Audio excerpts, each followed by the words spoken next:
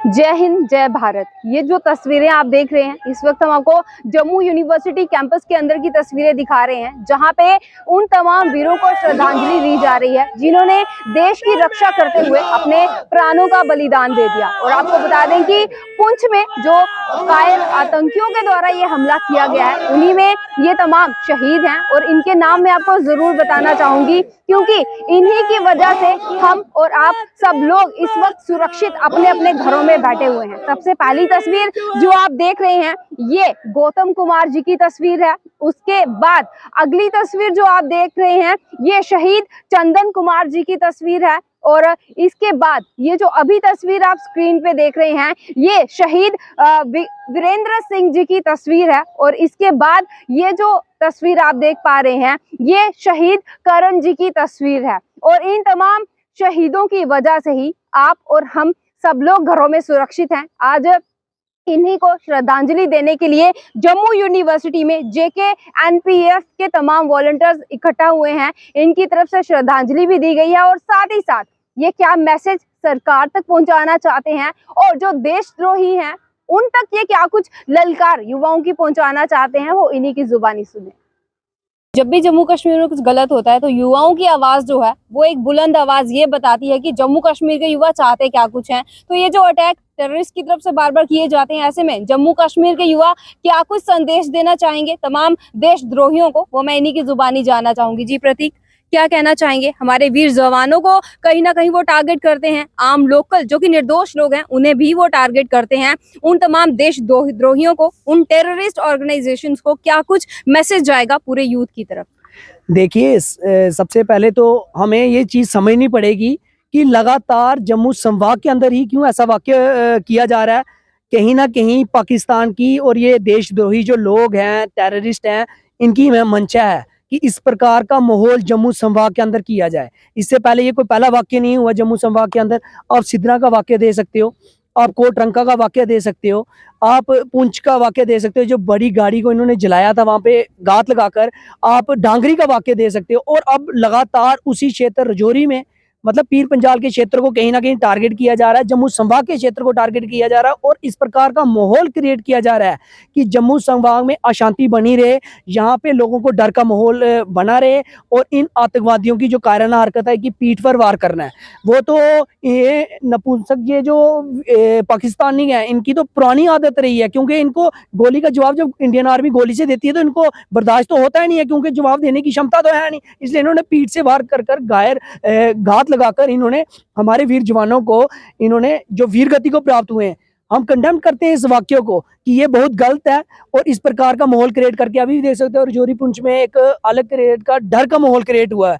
क्यों हुआ है? क्योंकि इस प्रकार के ये वाक्य वहां पे बार बार कर रहे हैं कि डर का माहौल क्रिएट है और हमें अपना ये जो हम मकसद है उसको आसानी से कर सकते। जब भी ऐसा कोई हादसा होता है ज्यादातर ये देखने में आता है कि जो ओवरग्राउंड वर्कर्स हैं जो कि लोकल्स ही होते हैं वो लोगों की बहुत मिलीभगत देखने को मिलती है। ऐसे में जो लोग हैं आसपास अगर वो इनडायरेक्टली या डायरेक्टली उनकी मदद कर रहे हैं उनको कुछ कहना चाहेंगे? देखिए, गोली जब निकलती है वो मजहब देख के नहीं निकलती है। गोली जब लगती है तो वो इंसान को, किसी को बेहती। जो ये आतंकवादी, इनका भी कोई मजहब तो है नहीं।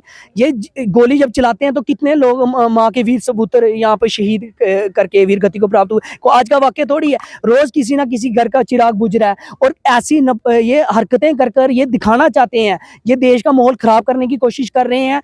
हम 21वीं सदी का युवा है और युवा ये मांग करता है, ये अपील करता है कि माननीय एलजी साहब की शाना बशाना तो उनकी फैमिली के साथ हम पहुंच जाते हैं मिलने के लिए, लेकिन उस माँ का वीर पुत्र हम कब वापिस ला के दे सकते हैं?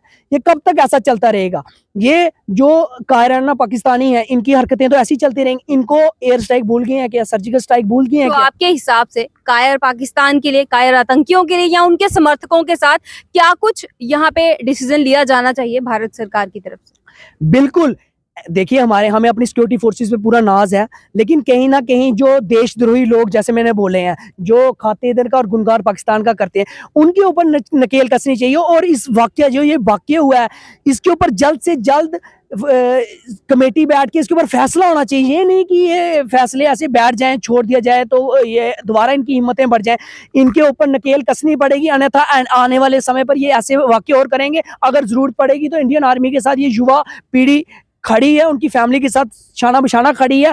आपने देखा था डांगरी में जब ये वाक़या हुआ था, तो देश का प्रत्येक युवा, प्रत्येक निवासी होने के नाते ये सभी डांगरी के उस वाक़ये में निंदा करते थे और खड़े हुए थे उस फैमिली के साथ। लेकिन इंसाफ की मैं बात करता हूँ कि इंसाफ कब मिलेगा उन लोगों को, ये सिर्फ सरकारों से भी मेरी मांग रहेगी और यहाँ के जो माननीय एलजी साहब हैं उनसे भी अपील रहेगी कि ऐसे जो कायर लोग हैं उनके ऊपर नकेल कसी जाए और जल्द से जल्द इनके ऊपर फैसला निकाला जाए और उनके ऊपर बड़े चौराहे पर उनको गोली मारी जाए, क्योंकि ये आने वाली जो पीढ़ी है उसको खत्म करने की कोशिश कर रहे हैं। कहीं नशे से खत्म कर रहे हैं तो कहीं गोली से खत्म कर रहे हैं। ये चाहते हैं कि भारत देश का जो युवा है, ये आने वाली देश की पीढ़ी है, ये रीढ़ की हड्डी है, उस युवाओं को हम खत्म करें तो भारत देश को हमें खत्म करने में आसानी होगी। लेकिन ये युवा इनको बता देना चाहता है कि जितनी मर्जी कोशिशें करो, तुम्हारे मकसद कभी हम कामयाब नहीं होने देंगे और तुम्हें गोली का जवाब हम गोली से देंगे। ये आज का 21वीं सदी का युवा कहता है। और जम्मू संभाग में जिस प्रकार का वाक़या क्रिएट किया जा रहा है, इसकी हम कड़े शब्दों में निंदा करते हैं और ये मांग करते हैं कि इन जैसे जो नपुंसक ये लोग हैं, इनके ऊपर नकेल कटी जाए, उनको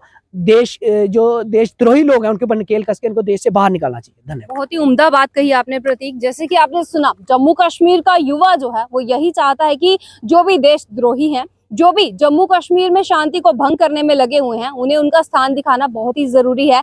ऐसे ऑपरेशंस का चलाया जाना बहुत ही जरूरी हो चुका है, जो इनके मददगारों को भी उनकी जगह दिखाए और इन आतंकियों को, इन कायर आतंकियों को जरूर कहना चाहेंगे, क्योंकि पीठ पीछे वार तो कायर ही करते हैं, तो इन कायर आतंकियों को भी इस जम्मू कश्मीर की सरहद से बाहर धकेलने का कार्य जो है वो जल्द से जल्द हो सके। तो आज यहाँ पे हमारे तमाम जो वीर जवान हैं उन्हें श्रद्धांजलि दी गई है, तो उन्हीं की श्रद्धांजलि में आप लोग भी जरूर शामिल हो और जय हिंद जरूर लिखें और भगवान से ये प्रार्थना जरूर करें कि उनके परिवार जो है उन्हें कहीं ना कहीं इतनी भगवान जरूर शक्ति दे कि वो इतना बड़ा जो हादसा हुआ है इससे उभर पाए। अब आने वाले समय में अब सरकार के द्वारा किस तरीके के ऑपरेशन चलाए जाएंगे, कितने आतंकियों को मार गिराया जाएगा, उसकी रिपोर्ट भी जल्द आप तक पहुंचाने का पूरा कार्य करेंगे। अब तक के लिए इतना ही। मैं रितिका राजपूत, कैमरामैन संजीव के साथ, धन्यवाद।